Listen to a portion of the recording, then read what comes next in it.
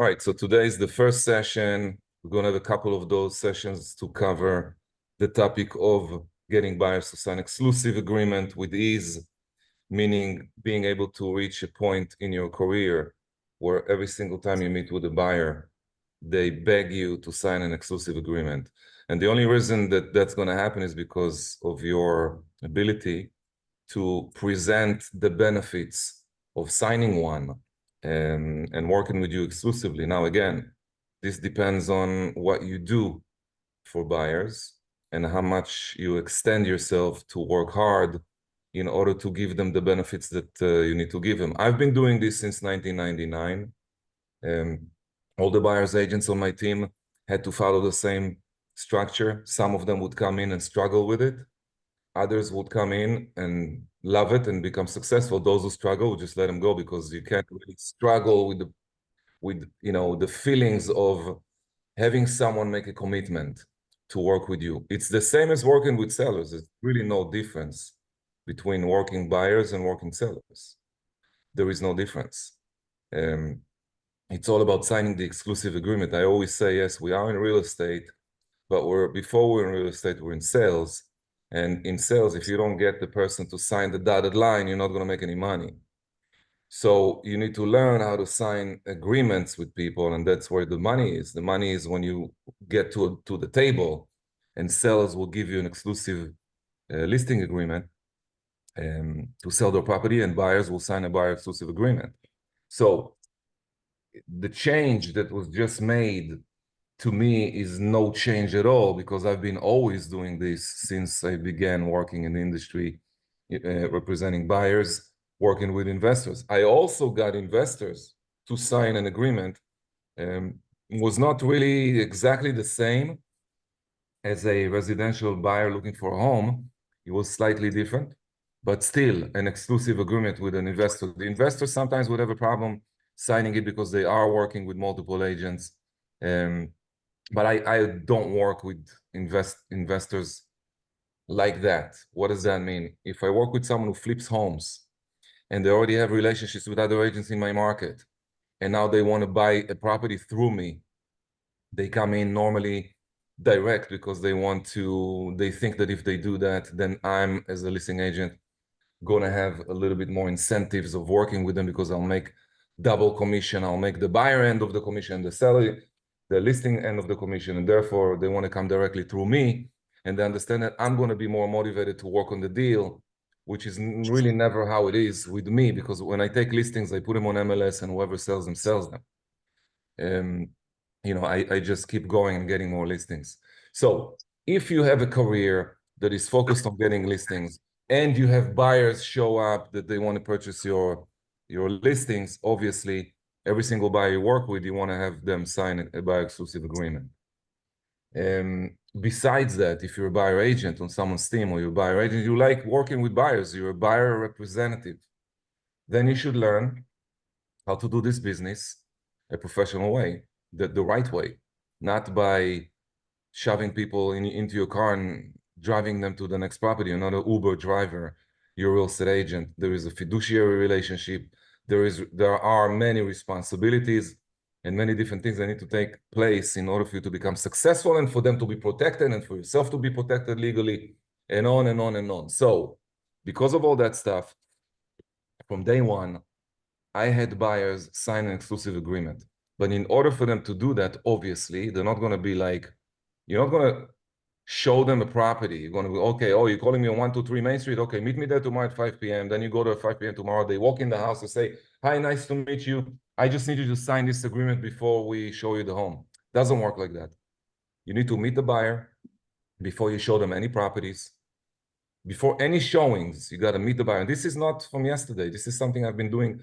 I'm talking 1999 was when I started doing that. So you book an appointment, just like you would book an appointment with a seller. You ask questions over the phone, just like you would ask questions to a seller, with a seller. If I'm calling a for sale by owner, and we go through a script, and I'm asking them why they sell the home, and how many bedrooms, how many beds, tell me about the house, and then why you're moving, where you're moving to, what's the time frame, how much money do you need to net from the sale of the house? And I'm going through sets of questions. I do the same with the buyer. A buyer calls in, thanks for calling.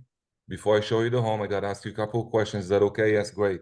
Then I go into my questions. How long have you been looking? Are you working with any other agents exclusively?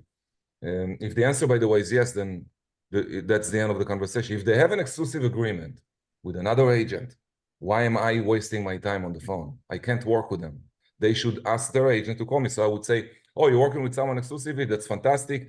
Please have your agent call me so we can book a showing. Thank you. I'm done. Now, if they don't have exclusive, obviously, I'm going to continue on my script and ask more questions to pre-qualify the buyer and make sure that I'm working with someone who is motivated.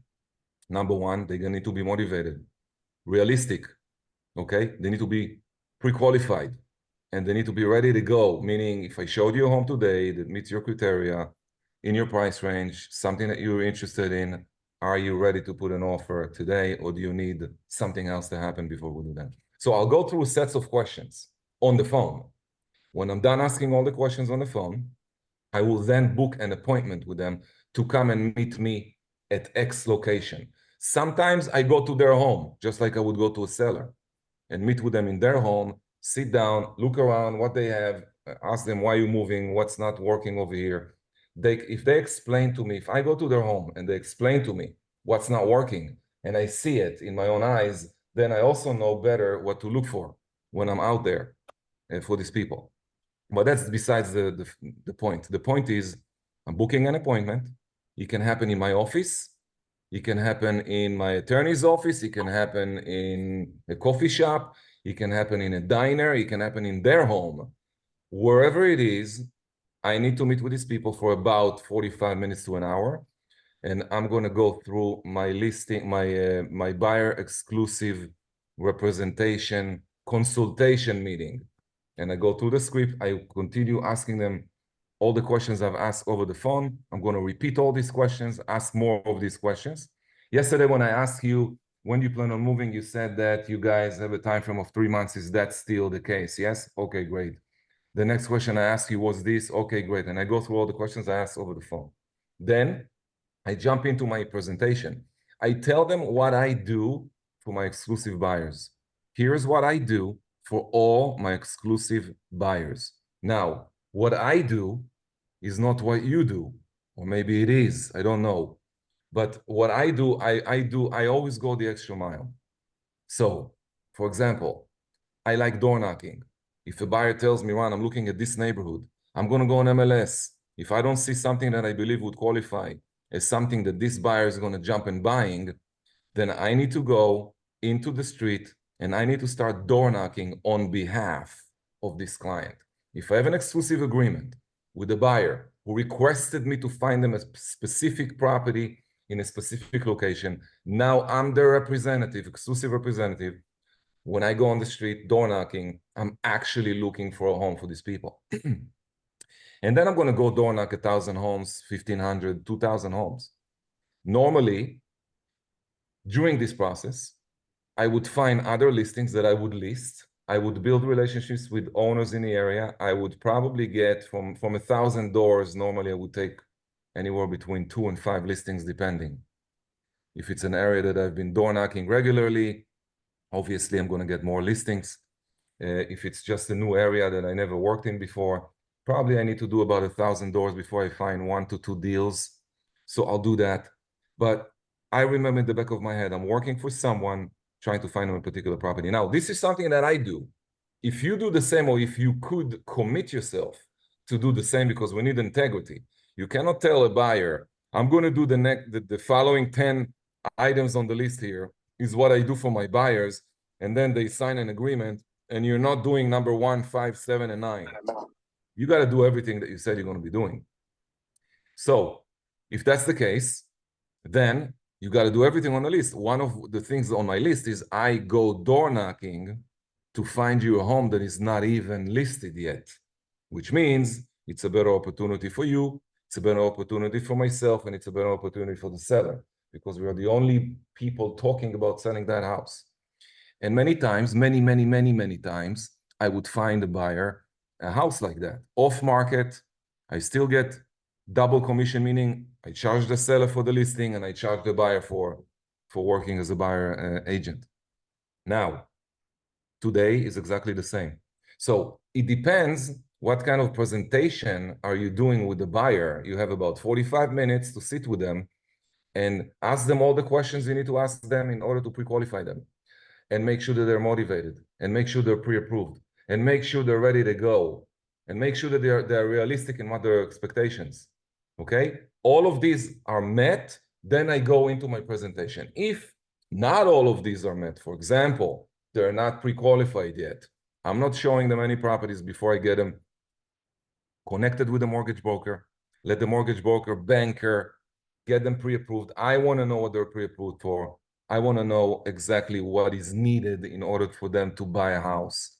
And only then I will go meet with them face-to-face and do this presentation. So I'm assuming when I meet with them, they're already pre-approved. We meet. I ask them to bring the pre-approval with them, email it to me, text it to me, whichever form is best for them, or bring it with them, hard copy, and then I can look at it. Now, I'm going to contact the mortgage broker. I'm going to contact that person who gave them a pre-approval and ask questions about the pre-approval to make sure that this is real. I want to make sure that it's real.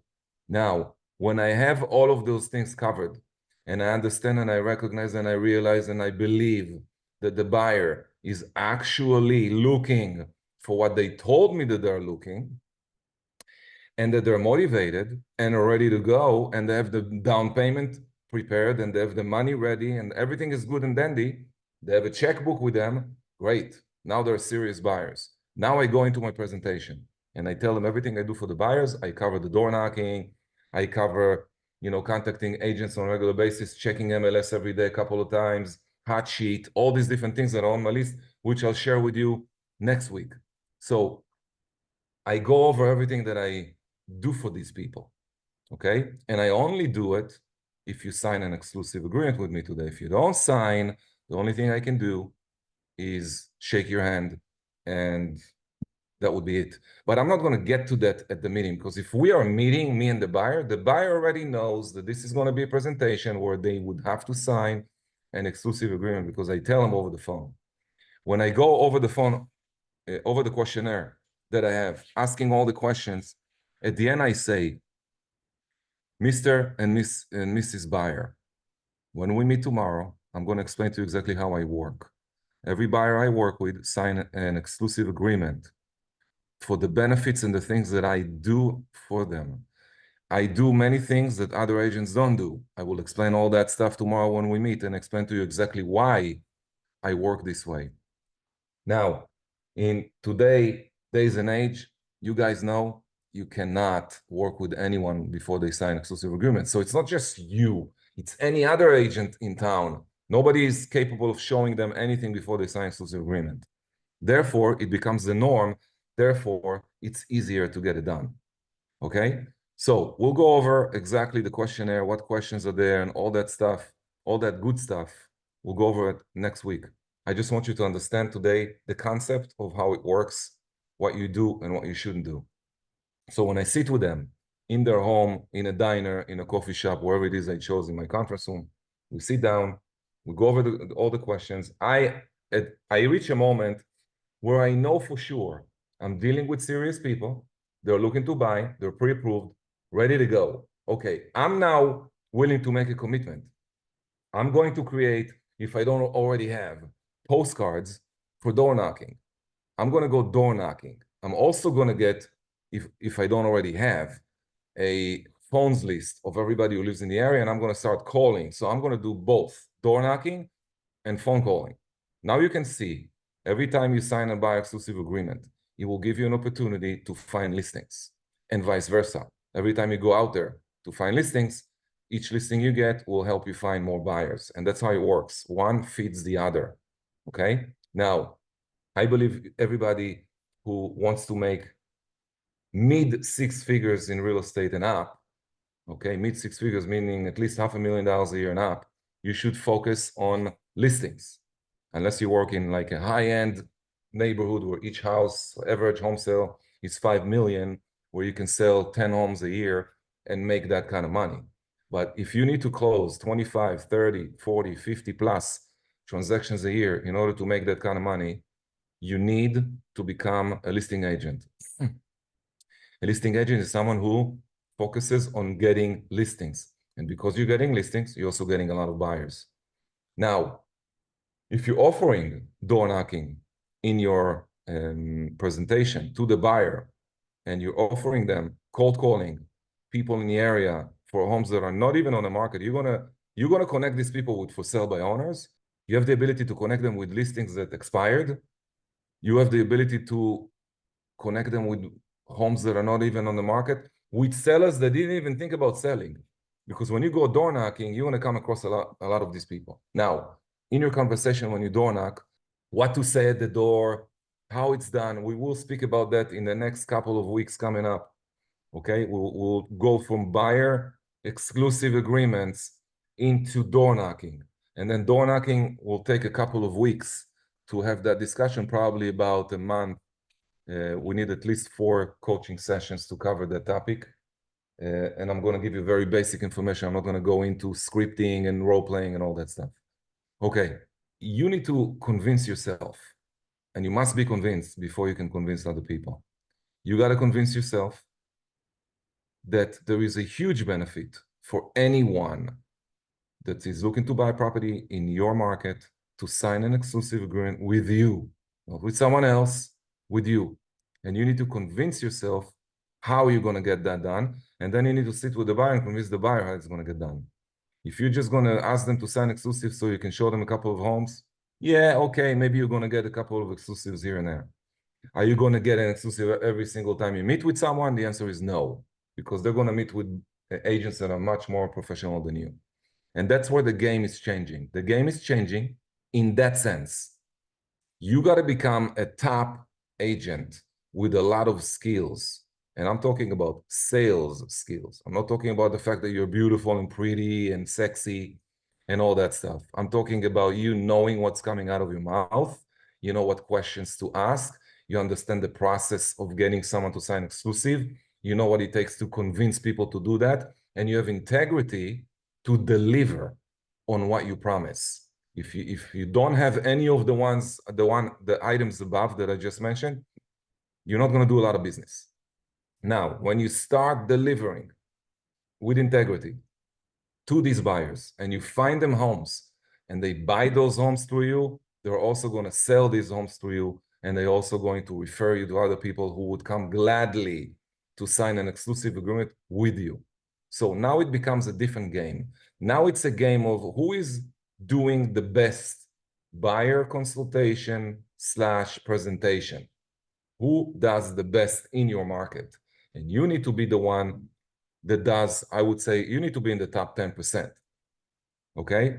There are many different ways of doing a buyer consultation session, but they're all more or less same layout. Okay? What do I mean by that? Every consultation needs to start with an opening statement. Then you want to make them feel a bit comfortable. Ask them questions about themselves. The more they tell you, the more comfortable they get. So you got to ask a lot of questions and have an ear, listening ear. You can't just sit there thinking about what else to say while they're telling you the answers of your questions. You need to be present. We spoke about this a couple of weeks ago, maybe 2-3 months ago, about being able to listen to people when they speak and be there, present while it's happening, okay? Active listening. So this is the time to practice. You sit with the buyer, you're asking questions, and you become the active listener. They tell you what they want, you make notes. You're not going to remember everything they tell you. So you got to make notes. When you sit with these people, you're going to have a notebook on the side with a pen, and you're going to write things down. You're not going to start typing on your iPad. So bring pen and paper, sit there and write as they speak all the answers.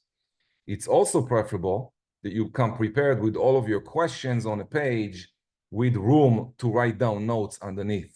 So you're going to have a couple of different, I would say, 5 to 10 pages that you need to fill out while you're working with them. Now you can see something. Each meeting is going to take about an hour. You're going to write a lot of things down. You're going to be an active listener, listening to what they're telling you, and you're going to try to listen also between the lines and try to hear all the subliminal messages they're giving you while you're asking them these questions. And as you go through this process, and because you're listening to them actively, they're going to feel a lot more comfortable with you and with the idea of signing an exclusive agreement with you to work with you. Look, they're going to make a commitment for 3 months or 6 months, depending on what you're signing them on. But I would say the minimum time frame for a buyer to work with to buy a home is the minimum is 90 days. Okay. I recommend everybody to try to sign a 6 months agreement, depending on which market you're in, but 3 months should be minimum. If you want to sign an exclusive agreement with the buyer, he tells you, look, I'm only willing to give you an exclusive for a week. Get up, take your stuff, and leave. You don't need to work with people like that. You're building a relationship. You're going to invest a lot of your time in order to try to help these people find a home. It takes a lot of work to do that. So you're not going to do that for free. And you're not going to do it for a week, because then you just wasted your time. You're never going to be able to find someone a home within a week, and you know that. Now, once you go through the process and you're active listener and you're writing notes down, they will feel more comfortable. As they feel more comfortable, you feel you have better timing to bring out the actual agreement. So you ask them all the questions, you're done asking questions. Now you're jumping into, here's what I do for my buyers, and you go through. You give them a copy of that form, let them read it while you're reading yours. Okay, you're going to go one by one. Here's what I do for my buyers, and you're going to start. Number 1, I do this. Number 2, I do that. Number 3, I do this, and you go through the list all the way down. When you're done, you should have as many items as possible, but everything on the list has to be actually done. So you can't just put things on the list to make it look sexy, and then you're not doing it. Integrity is number 1. Everything that's on a page is what you're going to do for them. Now, you're done going through all the list. Now you're jumping into the exclusive agreement. You explain to them the benefits of signing an exclusive, having someone on their side, negotiating contracts, making sure that you make good recommendation on pricing, making sure that you're protecting them, you're protecting their money, you're protecting their assets, you're saving them time, and all the rest of the benefits that you're offering. Then you take out the exclusive agreement and you start explaining the agreement. Okay, you're reading the agreement with them, going through it very quickly. If you have any questions, please ask. They will have some questions. You answer all their questions, and then you reach the end and you say, Mr. and Mrs. Buyer, all I need you to do next is just sign right here. You're pointing on the page where they need to sign. They give you the signature. You pick everything up and you say, okay, let's go take a look at the house. Now you start looking at properties. Now you have a relationship. Now you have an exclusive agreement. Statistically, again, depending on how hard you work for your buyers, and if you are actually doing everything that's on the page that you're promising them to do, everybody has different numbers, but statistically, average all across the board of people that I've been working with, buyers agents, including myself, including people on my team, including people in offices that I'm working in, including people that I coach, in teams, in brokerages, you name it. When you get 5 buyer exclusive agreement with people that are, number 1, pre-qualified, number 2, realistic, number 3, motivated to buy and ready to go, okay, when you have these people in front of you and they sign exclusive, 3 out of 5 will close 100% for sure. So you just need to start thinking about how many deals you need for the year. How many transactions do you want to do? Okay, if you're getting 3 out of 5 and you have 5 people every month signing a buyer exclusive agreement, and you got 3 of them that's going to go all the way to the closing table, now you got yourself some math to work with, because that means that if every month you're getting 5 people to sign exclusive agreement and 3 of them are going to close, you're going to have about 3 closings every month, which is about 36 transactions a year. So if you're making 10 grand per, now you just made 360,000 that year income working with buyers. Now you can also have a team, and this conversation can be also for team leaders or those that are at the level, which is normally around 30 deals a year, where you want to bring in your first buyer agent. You can do the same thing with a buyer agent, which is what I did. So I would take all the calls. Incoming calls always go to me. I take all the calls. I speak with the people on the phone. I ask them the questions, and I book a buyer consultation meeting in my office. Okay? Now, the buyers arrive in my office and they meet with my buyer agent who already knows how to do the presentation A to Z because I trained them. And then they meet with my buyer agent. He's sitting in the conference room. They're signing an exclusive agreement, and then they go out. So this is something I can also teach you to do when you get to that level. And if you are at that level and you want your team, your buyer agents to start following the system, then reach out to me and I'll guide you through the process, how it's done, what's the system, how to train them, how to coach them, how to make sure that they get results. And at the beginning, by the way, as a team leader, you got to do all these in-house consultations yourself while the buyer agent is sitting in the room with you, watching you doing it at least 5 times before they start doing it, and you watching them doing it at least 5 times. And then after 10 times of them watching you and you watching them, you know that they're good to go. And at that point, they're good to go. And now you can start counting, because for every 5 appointments, they should be able to close 3 deals. And if they don't, then you need to hold them accountable to do that. 3 out of 5 all across the board is an average. Some people get 2 out of 5.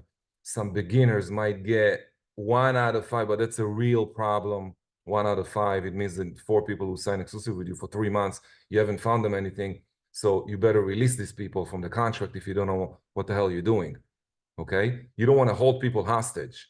So if you see that you looked around, you couldn't find anything, and you're scared of door knocking, and you're not willing to cold call, and you're not willing to do anything else, release these people from the contract, because they're wasting time with you. If everything on the market right now is not for them, and you're just going to sit there cold and let them sit and wait for you to find you something from MLS, then I don't think it's fair for them, and you should release them from the agreement. I think you should only work with people knowing that what you do will get them the house they want. And if you work your butt off for 3 months, door knocking, cold calling, showing them everything on MLS, and they still didn't buy something in your pre-qualifying process didn't work out, you didn't find out that they're not really motivated. Maybe you missed something about what they told you that they're looking for. Maybe they're not realistic. There could be many other issues, but you should get minimum 2 out of 5. Okay, 1 out of 5 is a big alarm. Something is going on, you got to fix it as soon as possible. 2 out of 5 means that maybe you're just at the beginning, you don't really know yet what's happening. 3 out of 5 is an average. 4 out of 5 is great. 5 out of 5 is fantastic, but it's very rare that you get 5 out of 5 to actually close. But if you can work with 3 out of 5, and you can do the math, and you can get yourself every month 3 exclusives, you know how much money you're going to be making that year. So now you can calculate your income based on how many buyers agreements you can have with, again, pre-qualified, realistic, and motivated buyers. If they're not one of the 3, it doesn't matter how many agreements they're going to sign with you, because they're not going to be buying anything. So if you do and you follow through the system, and every single thing that you do is correct, then you should have the average numbers that I just mentioned happening in your business. You can have 6 of them every month. Okay, and then you do about 70 buyer deals a year. But if you're getting 6 people to sign exclusive agreement every month to service 6 of them, that's going to be like more than a full-time job. And therefore, you need a buyer agent. You need a buyer agent on your team to help you. So if you're getting really good at getting buyers to call you and then signing these agreements with them, you will need eventually to hire someone to be a buyer agent on your team. Should you hire them if you only get 1 exclusive buyer agreement a month, or 2 or 3? No, because you should be able to service minimum 3 to 5 of those by yourself. Okay? More than 3 exclusive a month, just accumulating. Oh, Ran, I have 37 buyer exclusive agreements with people. Really? Something doesn't sound right, because you should turn them in 30 days into a contract. And if you're not turning them in 30 days into a contract, something is not happening correctly. So you can see it's a little bit more complicated than, hey, Ran, it's not going to be like every single person signing is buying. And it's not going to be like every single person signing, you are able to find them something. Okay, that's why I'm saying when you ask questions, you need to listen, find out, try to read between the lines there and see, is there a problem with this, with this situation? Maybe they're unrealistic, maybe the time frame is weird, maybe they're not really motivated, maybe the pre-qualification, has some terms on it that needs to be resolved before you start working with them, etc. So there's a lot of different questions, but if everything falls into place correctly, 3 out of 5 should be a guaranteed income for you guys. So now, when you have buyers sign exclusive agreement, it's not just to satisfy NAR and satisfying the MLS and the rules of your brokerage. It's to make money, to make sure that you're making money and to protect yourself and to protect the buyer and to put a fiduciary relationship and have people trust you because they should, because you are going the extra mile for each and every one of your buyers. And then you have to do everything on the list. And we'll speak about what's on the list. Okay, I'm going to open up microphone right now for some questions about the topic. Good morning. To me, it's more than a question. It's the realization that I need more skills working with buyers, because I don't really like working with them, and I don't pay much attention, but I understand there's part of the business and I need to serve them better. So I need to work on that, my skills for the buyers. That's a very honest observation, and I think it's correct, and I think it's correct all across the line. I think everyone needs more skills. Now, you need to know what skills you need, and you need to know how to gain these skills. Do you know what skills do you need and how to gain them?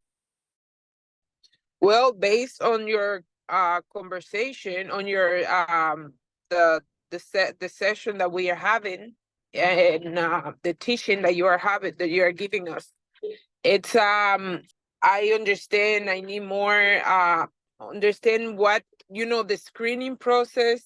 I think it has to be better, and the game plan that I need to follow with them, because I am not, honestly, on my last 2 years of the business, or maybe 3, I haven't worked much with buyers, especially these 2 last years. I haven't paid much attention to buyers. So, right. Look, it is the most important thing is to have a process that is A, B, C, D. It's organized. It's in front of you. You're not going A, C, B, D. You go A, B, C, D. If A is not finalized correctly, meaning you just find out that they're not ready to buy, they're not really pre-qualified, something is not working, then you're not going to B. So you need A is the questions on the phone, asking questions on the phone. B is verifying that the questions are real, meaning you calling the mortgage broker, verifying that they are pre-approved. If you have more questions to ask them, you ask. You go on MLS to search if what they're looking for is realistic. Okay, that's B. C is the actual presentation. You're there, the consultation session. D is servicing the exclusive. So if C is signing the exclusive, D is servicing the exclusive. Now, through each A, B, C, and D, you need to have certain skills. The most important skills is obviously C, which is the the buyer consultation presentation. That's where you need to work on. You need to know the script. The script doesn't have to be, memorized, because you have it in front of you. You're on a table sitting there with all the questions in front of you, and you just need to go from one to the next to the next. okay. And now what you should do is, you should role play it. You should role play some buyers that are not going to sign the exclusive and go through some objections and get used to this objection situation and know how to handle it.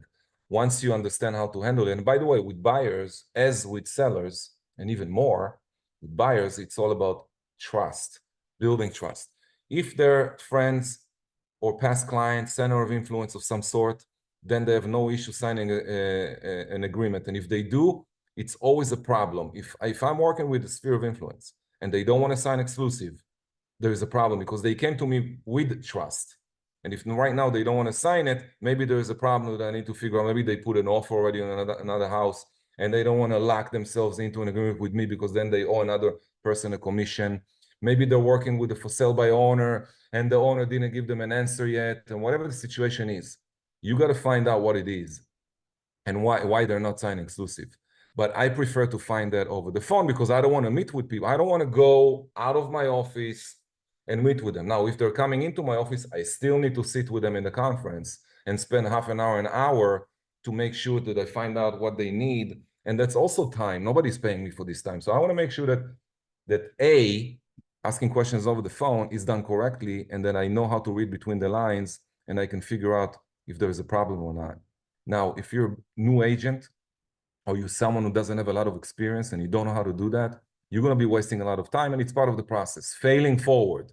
You have to fail in order to learn. So you fail, meaning, well, you ask some questions. They probably told you a couple of things that I would pick up as they're not ready to buy and I'm not meeting with them, but you still go on the meeting, you go there, you see it, you pull your guts out, you do all your presentation. It's been an hour and 45 minutes later, and they tell you, oh, we can't sign it because we signed something with someone else. And you find out after, you're investing 3 days into it. That's what I'm saying. You got to learn what to ask over the phone. Pre-qualifying. So you need skills for pre-qualifying. You need skills for the presentation itself, and you need skills to convert this agreement into money, meaning how to find properties, how to door knock, how to cold call, how to tell people I represent a buyer. I'm not cold calling you, trying to sell your product. I'm calling you on behalf of a buyer. Okay. By the way, if you're calling someone on behalf of a buyer, you're door knocking on behalf of a buyer, you are working on behalf of a buyer. Okay. So it's not considered cold calling. And there's a lot of more things we can talk about in relation. But yeah, Lisette, building skills and having skills is absolutely part of the process. Anyone else with any questions? If not, we'll resume the session and we'll meet again next week. Not a question, Ron, just a comment. I think that this will save us so much time. The way you were explaining everything, and this will be so much more effective. We'll value more our time and the buyer's time as well. So I think we will all do business in a more efficient way. That's what I'm realizing. So yeah, that's all. All right, thanks for sharing. I'll see you guys next week. Thank you.